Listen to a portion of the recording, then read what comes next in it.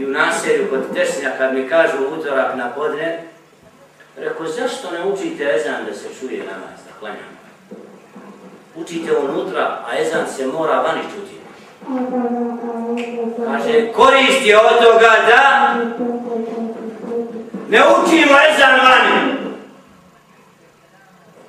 Mladić, 15 godina, koliko ako nema, kaže, veća korist da se ne čuje ezan. I njegovo vjerovanje i din šta? Nemoj ezan da se čuje.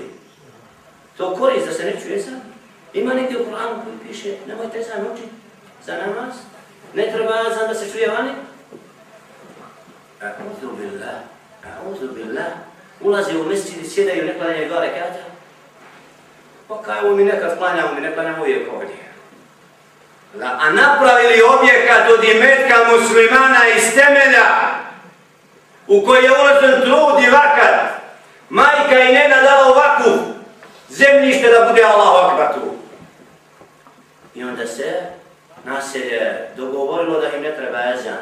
Kako bi proučili ezan, to bio rat u naselju. A sve okolo nose imena muslimani. Ni su Hrvati, ni Srbi. Iako i oni. Zar smo došli da namaz i ezan napadamo i da mi muslimani trebamo sve to tolerisati i ništa ne preduzimati, la wallahi. Allah će nas pitati dobro. O skupino koja zna šta je namaz.